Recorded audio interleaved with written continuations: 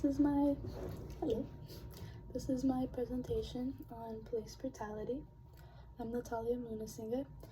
I would like to have a disclaimer. This presentation will include images of those who are deceased due to police brutality, and will have mentions of death, violence, racial oppression, all of the sorts. Before beginning, I would like to have 10 seconds of silence out of respect for all of the names mentioned in these slides. I will also have pictures ready of these people, so just 10 seconds out of respect for all of the lives that were lost.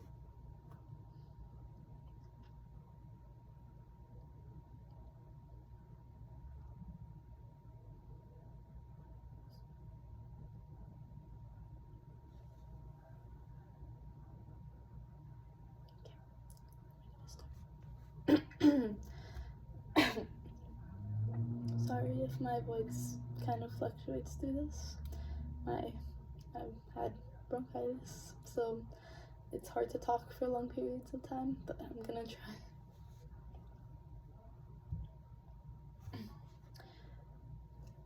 These are racist statements from police officers, disclosed conversations between police officers, and also recorded statements of what was said right before committing an act of violence on a person of color.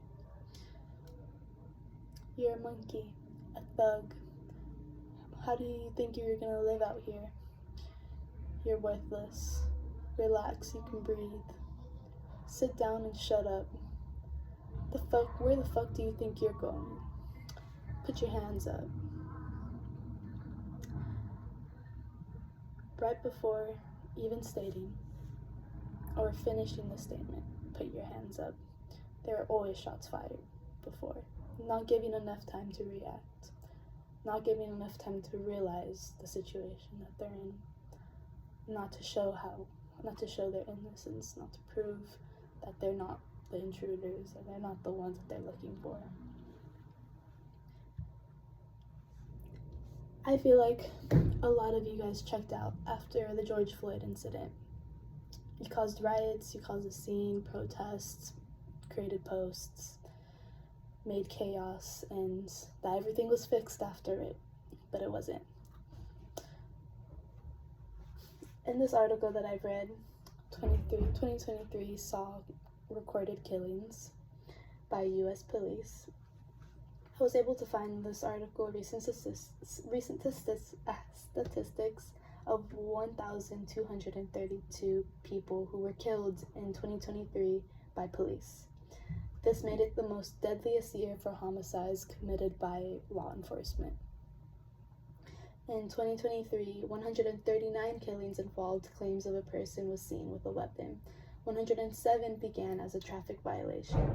100 were mental health or welfare checks. 79 were domestic disturbances. 73 were cases where no offenses were alleged. 265 involved other alleged non-violent offenses. Black and brown people have also consistently been more likely to be killed while fleeing.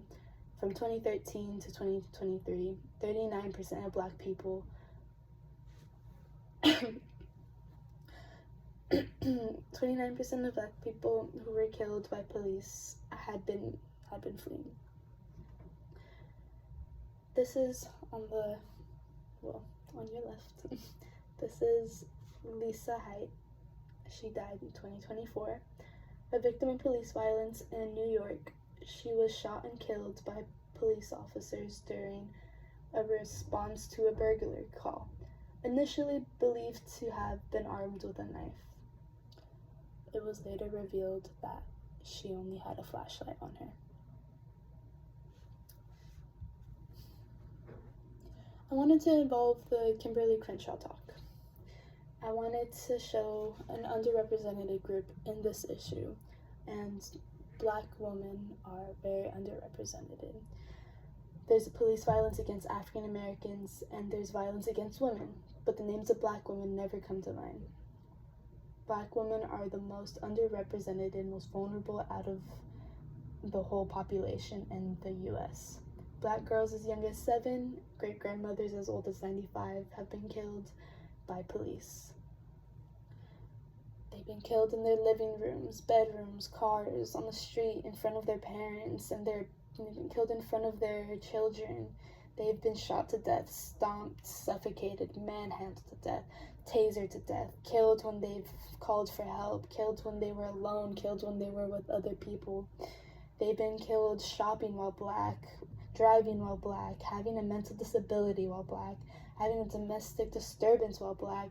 They've been killed by being homeless while Black. Why don't we know these stories? Why is it that their lost lives don't generate the same amount of mass media, that their communal outcry, as the loss of their fallen brothers? On the right is Yasmin Payne. She died in 2022. 33-year-old transgender woman, fatally shot by a Los Angeles police officer. The incident occurred during an alleged domestic dispute.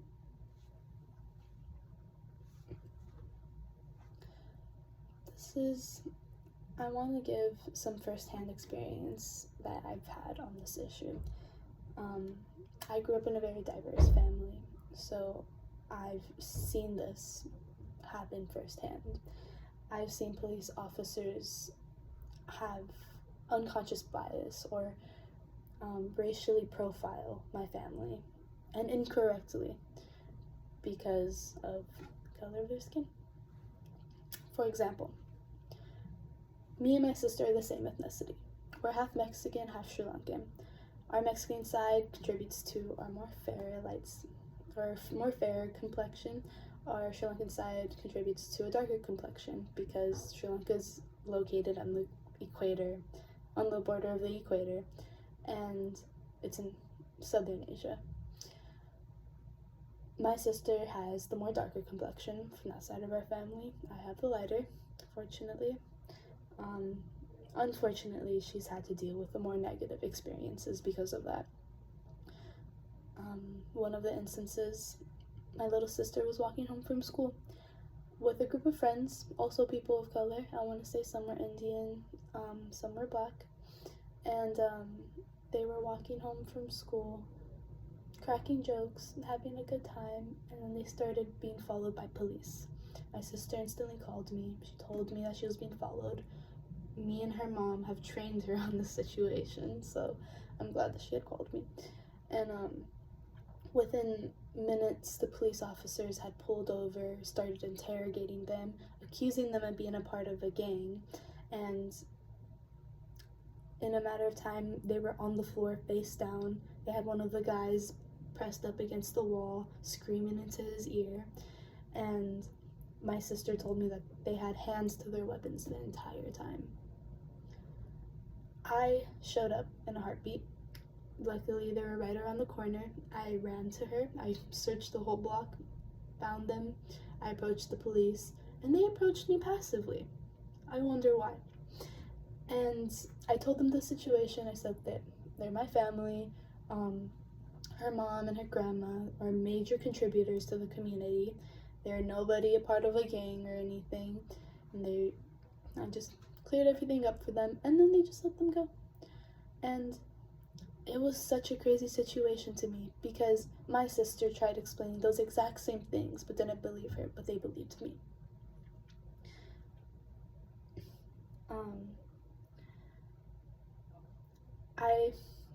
I genuinely believe that they were all just racially profiled and they assumed that there was gang activity. Our area is known for having gang activity, but they were only 13. They were walking home from middle school. I don't understand why my little sister and her friends have to feel scared in their own community. Which brings up the point, Maslow's hierarchy of needs. There's self-actualization, self-esteem, social, safety, and physiological. Self-actualization is one of the higher ones. It's where to become the most complete and authentic version of ourselves, with fundamentals taken care of, we're free to act as we choose, aligned with our values and higher purpose. How are people of color? I believe that people of color do not have any of these needs met, especially the top one, the first one. Because how are you supposed to feel a sense of purpose? How are you supposed to feel a sense of belonging when even your own law enforcement is making racist comments towards you, when your own community is segregating you, is keeping you in a different part of the neighborhood? There's no way that any of these needs are being met, especially even the most bottom basic necessities, safety and physiological safety. Our own law enforcement is causing the most homicides in our communities, especially when it's directed towards a specific group of people.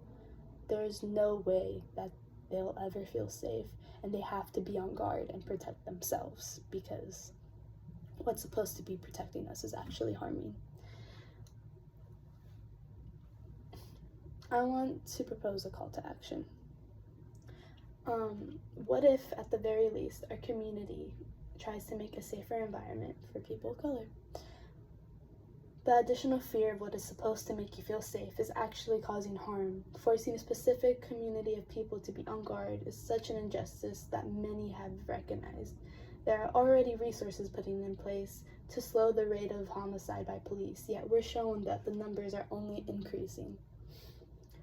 There is de-escalation training for cops so that they are not on a trigger-happy basis. There is training to combat unconscious bias in the police force, and diversity training to get cops more familiar with mental illnesses and the different cultural personalities that they might be met with that should not necessarily be seen as hostile.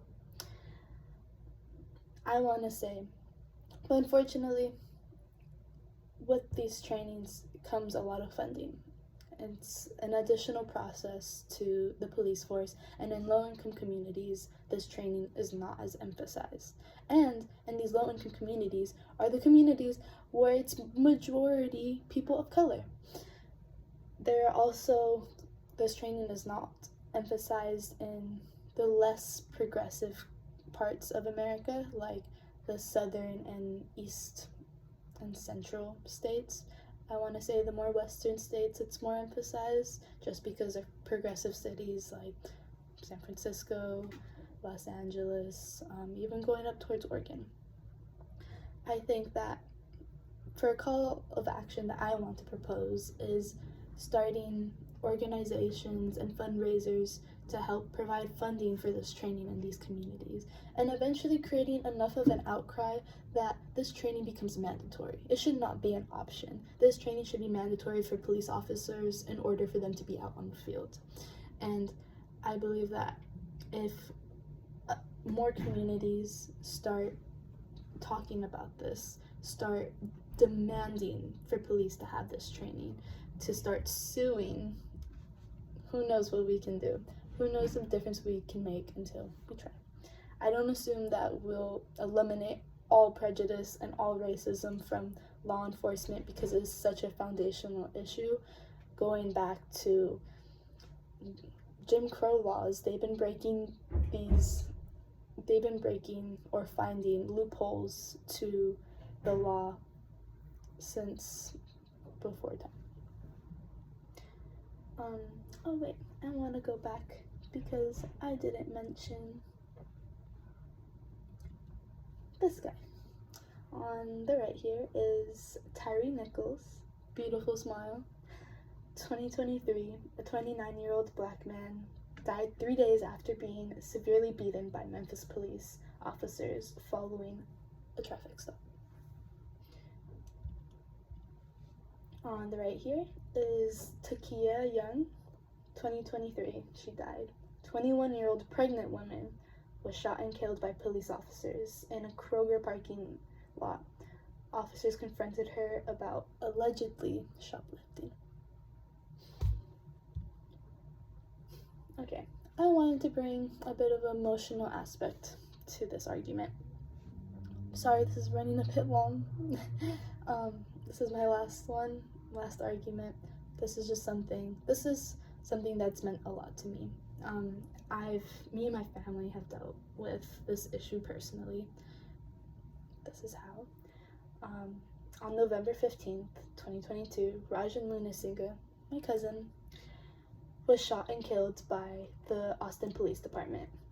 After informing both a neighbor and a local private security guard about a possible intruder, Raj sought to protect his home with his licensed firearm.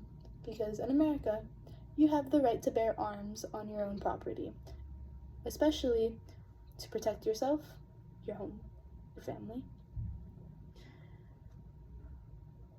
The police snuck up on him with no lights or sirens and hid behind a neighboring fence. They said, "Drop your gun," and opened fire before even finishing the word gun. He stood no chance. They didn't give him the opportunity to explain that he was the homeowner, not the intruder. They shot first, asked questions later.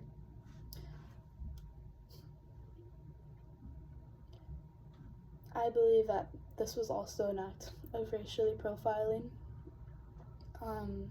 They saw a man of color with a firearm and instantly thought that he was the intruder. My family wanted to create an outcry. They were angry, they were upset, they wanted to cause riots and protests and create this formation of just anger and seeing it happen again. But Raj was a peaceful man. He was one of the kindest souls, most sweetest human, and all he ever wanted to do was help others. All he ever wanted to do was make a change, give opportunity to those who didn't have them in the first place. And we didn't want to start chaos and all of these things like under his name. So we thought that we can create a foundation in a way that will help provide change. They wanted to get involved in the police and find the root of the problem to actually create a difference, to make sure that this doesn't happen to anyone ever again. We wanted to approach it with love, not hate, because that's the kind of person that he was. And so yeah, we have the Raj and David Munasinghe Foundation. There's two major goals. They want to provide 2 opportunities to underrepresented groups, and as well as work with police departments on strategies and initiatives that will help ensure that this type of tragedy will never happen again, like unconscious bias training and diversity training. They've already started fundraising, and there's a petition at this link where you can help contribute money, and you can also sign the petition to help fire the police officer who killed my cousin, because the police department refuses to fire the police officer who did this. They say that he had every right to shoot, but like I said, trigger happy police are not the solution. Police are shooting to kill when they should be shooting to protect. They're shooting to protect themselves, but they should be shooting to protect the community. Yet they're destroying communities because of it.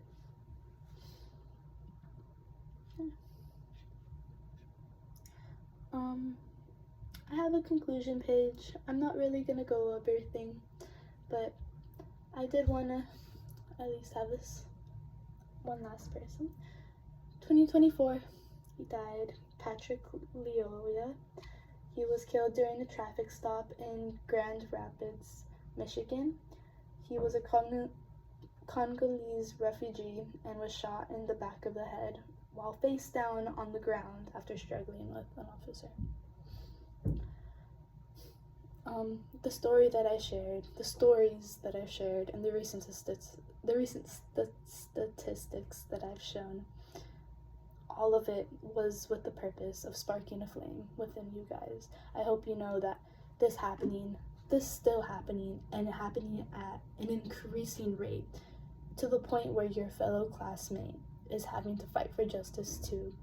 I hope this hits home to you, for some of you guys, and will help you guys to spark a fire, to try and be more eager for change, because that's what we need. Not enough people are eager for it, and there's not enough being done. So I just want to reintroduce the subject to you, because it did not stop happening in 2020.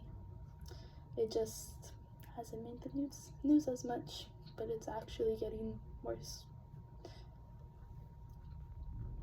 Thank you for listening. These are my resources. You can find the Raj and David Munasinghe Foundation link at the bottom. If you want to know more and bring more awareness to the underrepresented women that are going through this, it's the middle link, and then the top one is just the most recent activity of police homicides that have been going on. Thank you.